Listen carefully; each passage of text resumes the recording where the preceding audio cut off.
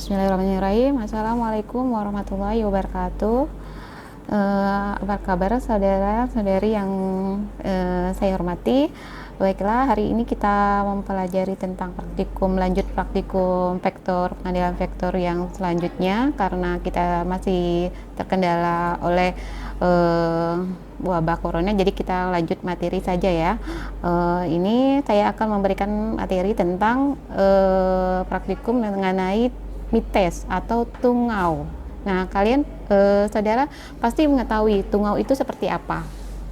Karena tungau itu sudah tidak awam lagi dan hewan yang sangat kecil, dan bisa kalian bayangin apabila tungau yang menghinggapi pada manusia itu bagaimana gatal dan rasanya bagaimana untuk infeksinya.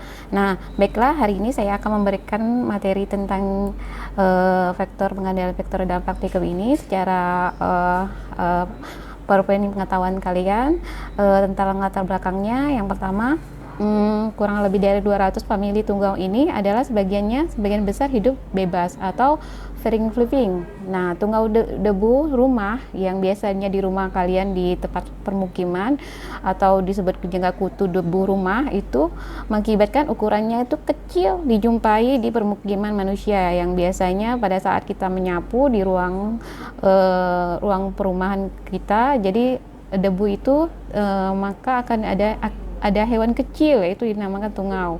Nah, hidupnya parasit pada manusia, baik yang dapat menimbulkan penyakit secara langsung atau mampu menularkan penyakit. Ya, sistem respirasinya untuk tungau yaitu trakea, atau secara langsung menyerap oksigen udara melalui permukaan tubuhnya yang lunak. Tungau ini secara siklusnya itu bertelur. Nah, bertelur itu kecuali Pyometes fabricosus dan yang berovivar. Nah, siklus hidup tungau pertama yaitu dari stadium telur, larva, nimfa, dan dewasa. Kurang lebih dari 4 minggu dia sudah dewasa dan berkembang. Nah, untuk morfologinya saya ini beberapa morfologi gambarnya ini kalian bisa lihat. Untuk tungau ini bentuknya mirip caplak atau laba-laba. Nah, dia mempunyai ruas jari dan kakinya yang berbulu-bulu. Nah, ukuran kecil atau mikroskopis. Ya, bisa dilihat tungau ini hewannya hanya bisa dilihat dengan secara mikroskop atau secara lapang mata menggunakan lensa loop. Nah, kulit tubuhnya sangat tipis dan dia tembus sinar. Mulut letaknya tersembunyi, sukar dilihat dan tidak bergigi. Itu. Nah, terdiri dari satu segmen yaitu fusi segmen abdomen dan cephalothorax. Tungau dewasa dan nimfa mempunyai 4 pasang kaki. Larvanya juga mempunyai 3 pasang kaki. Nah, umumnya tidak mempunyai kromosoma atau gigi, kecuali mesostigmata, dan tidak mempunyai mata atau hanya memiliki mata yang sederhana dan simple eyes. Jadi dia tungau itu mempunyai mata dan tidak punya gigi. Dia badannya tipis dan dia hidup di kulit atau di pusat anak-anak atau di daerah yang lembab gitu ya. Penyebab penyakitnya secara langsung atau sebagai penular yaitu tungau ya. Penyebab penyakitnya pertama kehilangan darah atau blood loss atau cairannya tubuh.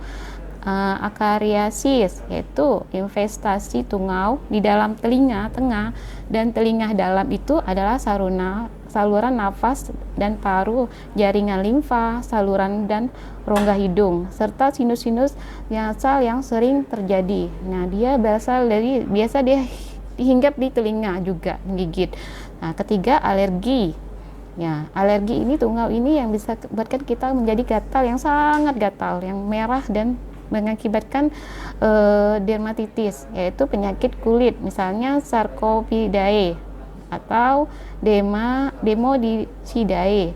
Tungau dewasa rasanya gatal yang hebat dan kerusakan kulit. Nah, kerusakan kulit biasanya merah-merah pada permukaan kulit yang menghinggapi tungau pada kulit kita.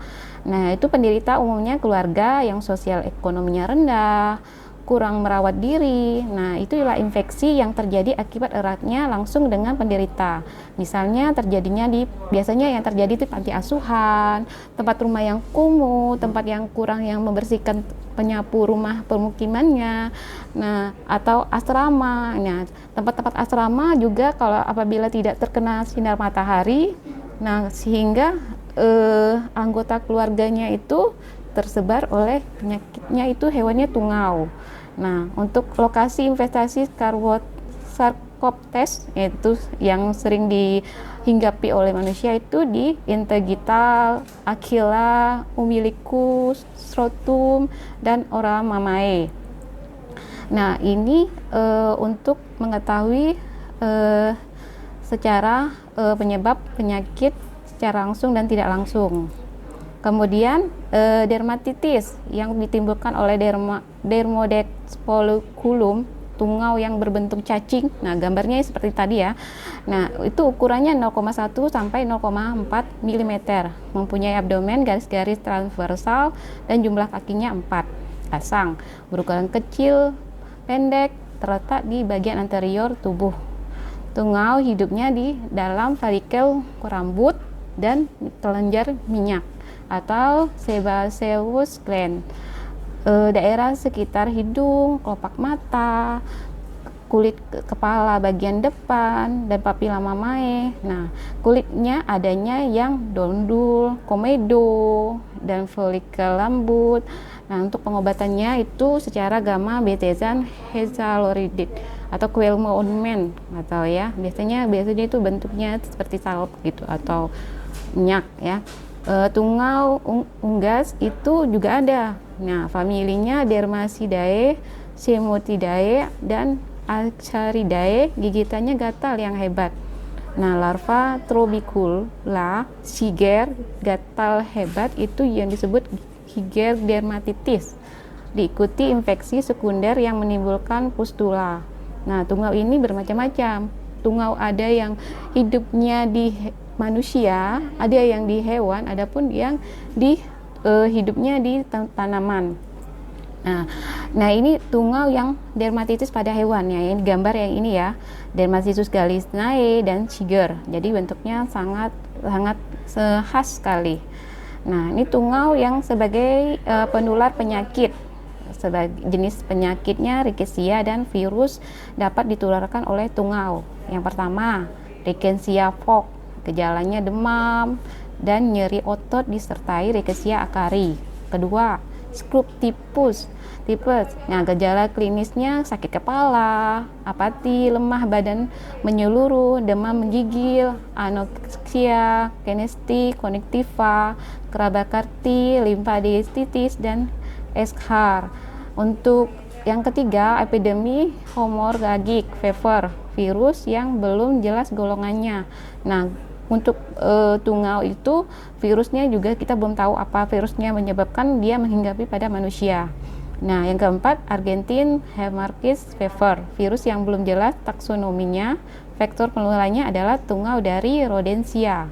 Nah, dan penularannya pada manusia terjadi melalui pencemaran dengan air seni dan tinja rodensia. Biasanya pencemaran pada tinja pada tikus. Nah, itu kan biasanya hingga dia mengering air seninya, dia mengakibatkan hewan yang tumbuh menjadi tungau, itu menyebabkan menghinggapi pada itu manusia. Nah, tungau yang menyerangnya pada tanaman. Nah, ini yang biasanya tanaman yang tidak berkembang sehingga mengganggu untuk berkembang biaknya tanaman. Ya, ini tungaunya merah dan kuning, tungau kuning. Jadi ada gambarnya ya, nanti saya jelaskan yang di bawah ini. Tungau merah dan tungau kuning itu menyerang sayuran berupa cirinya berupa titik kecil berwarna terang, kerusakan pada daun mengeriting, melengkung, dan daunnya di balik bagian bawah akan terlihat hama. Jadi apabila daunnya kita lihat itu di bawahnya ada hama, berarti tungaunya itu berkembang di situnya.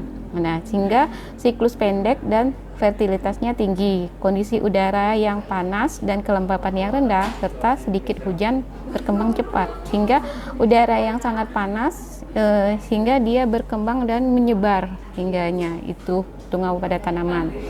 Karena kurangnya air yang menyirami pada tumbuhan tanaman itu sendiri. Kondisi udara yang panasnya itu sehingga untuk siklus hidupnya pada tanaman itu dari dimulai telur, larva dan dewasa. Kalau pada manusia yang digigit kan dia telur, nimfa dan larva menjadi dewasa.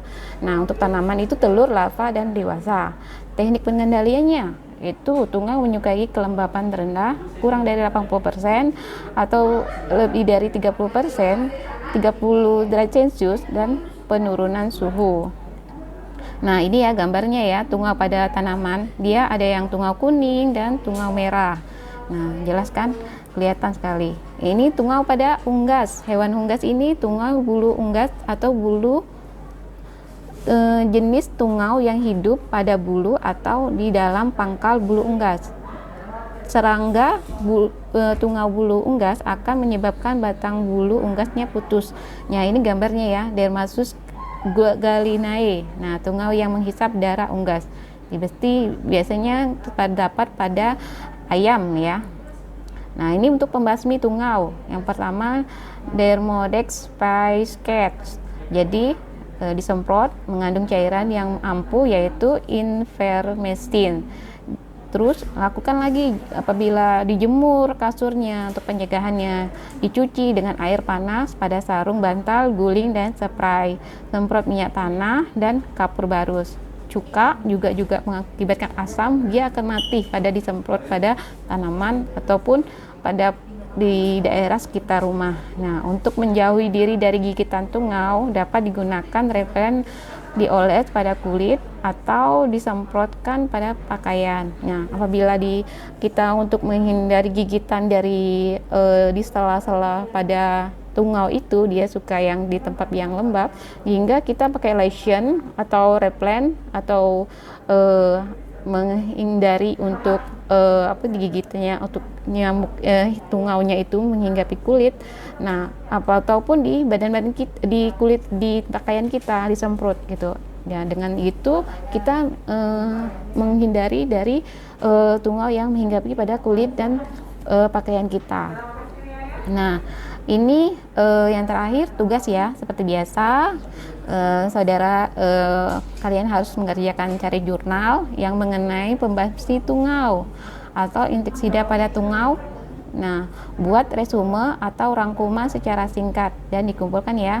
Jadi bebas kalian menggunakan apa dari jurnalnya itu. Terus cari bagaimana jurnal yang kalian baca itu pembasmi inseksidanya apa gitu. Nah, itu dibuat rangkuman secara singkat. Oke, terima kasih. Apabila ada kekurangan ataupun kurang paham, kalian bisa bertanya. Terima kasih. Wassalamualaikum warahmatullahi wabarakatuh.